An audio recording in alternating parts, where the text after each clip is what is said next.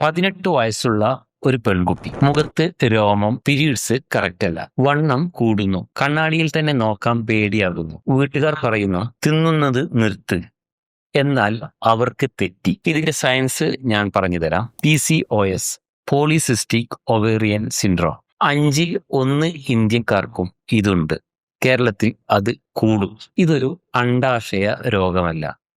ഇതിന്റെ കാതൽ insulin resistance ആണ്. എങ്ങനെ ഇത് സംഭവിക്കുന്നതെന്ന് വെച്ചാൽ, ഇൻസുലിൻ റെസിസ്റ്റൻസ് കൂടുമ്പോഴേ ഇൻസുലിന് ധാരാളമായിട്ട് നമ്മുടെ ശരീരം ഉൽപ്പാദിപ്പിക്കും. അപ്പോ അണ്ഡാശയം കൂടുതലായിട്ട് ആൻഡ്രജൻ എന്ന പുരുഷ ഹോർമോൺ ഉൽപ്പാദിപ്പിക്കും. അതുവഴി രോമം, മുഖക്കുരു, പീരീഡ്സ് ഇറഗുലർ ആക്കുക എന്നീ കാര്യങ്ങൾ സംഭവിക്കും. ഉയർന്ന ഇൻസുലിന് നമ്മുടെ ശരീരത്തിന്റെ കൊഴുപ്പ് ഉൽപ്പാദിപ്പിക്കുന്നത് കൂട്ടും, നമ്മുടെ ശരീരത്തിന്റെ വണ്ണം കൂട്ടും. അങ്ങനെ കൂട്ടുമ്പോൾ കൂടുതൽ ഇൻസുലിൻ ഇങ്ങനെ ഉൽപ്പാദിപ്പിച്ചുകൊണ്ടിരിക്കും. കൂടുതൽ ഇൻസുലിൻ ഉൽപ്പാദിപ്പിക്കുമ്പോൾ ഇൻസുലിൻ റെസിസ്റ്റൻസ് ഉണ്ടാകും. ഈ ചക്രം ഇങ്ങനെ കറങ്ങിക്കൊണ്ടേയിരിക്കും. അവൾക്ക് വണ്ണം കൂടിയത് കൊണ്ടല്ല PCOS ഉണ്ടായത്. PCOS ഉണ്ടായത് കൊണ്ടാണ് അവളുടെ വണ്ണം കൂടിയത്. അതൊരു വലിയ വ്യത്യാസമാണ് കേട്ടോ. എൻ്റെ OPയിലെ ഒരമ്മ മകളെ കൊണ്ടുവന്നു. എന്നിട്ട് അമ്മ പരാതി പറയാണ്, ഇവൾ ഞാൻ പറഞ്ഞതൊന്നും കേൾക്കില്ല, എന്തും കഴിച്ചുകൊണ്ടിരിക്കും. ഞാൻ അവളുടെ മുഖത്ത് നോക്കി. അവള് കരയായിരുന്നു. അത് അവളുടെ കുറ്റമായിരുന്നില്ല യഥാർത്ഥത്തിൽ എന്നുള്ളതാണ്.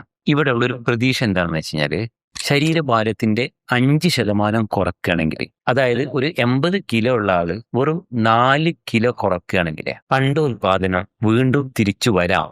മാസമുറ അല്ലെങ്കിൽ പീരീഡ്സ് ക്രമമാകാം, റെഗുലർ ആകാം, ഗർഭധാരണ സാധ്യമാവും. ഇതിന്റെ മെയിൻ ചികിത്സ എന്ന് പറയുന്നത് ജീവിതശൈലി മാറ്റമാണ്. മെറ്റ്ഫോമിൻ ഉപയോഗിക്കാറുണ്ട്, ചിലപ്പോൾ GLP-1 മരുന്നുകളും ചിലപ്പോൾ കൊടുക്കാറുണ്ട്. ഇതിനെക്കുറിച്ചുള്ള കാര്യം നമ്മൾ 26ാമത്തെ ദിവസത്തിൽ പറയാം. PCOS ഉള്ള ഒരു പെൺകുട്ടിയോടെ ഒരിക്കലും തിന്നുന്നത് നിർത്ത് എന്ന് പറയരുത്. അവൾ ഒരു ഹോർമോൺ യുദ്ധത്തിലാണ്.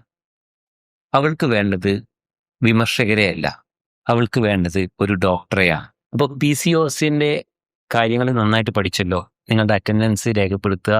ഈ PCOS കരയാൻ സാധ്യതയുള്ള കുട്ടികളുടെ അമ്മമാർക്ക് ഇത് അയച്ചു കൊടുക്കുക. അതേപോലെ തന്നെ നാളെ നമ്മൾ പഠിക്കാൻ പോകുന്നത്, നിങ്ങൾ ദിവസവും കഴിക്കുന്ന ചിലപ്പോൾ മരുന്നുകളുണ്ടാകും. ആ മരുന്നുകൾ തന്നെ നിങ്ങളുടെ വണ്ണം കൂട്ടുന്നുണ്ടാകും. പക്ഷെ ദയവായിട്ട് അത് നിർത്തരുത്. അതിൻ്റെ സത്യം ഞാൻ നാളെ പറയാം. See you tomorrow. Bye bye.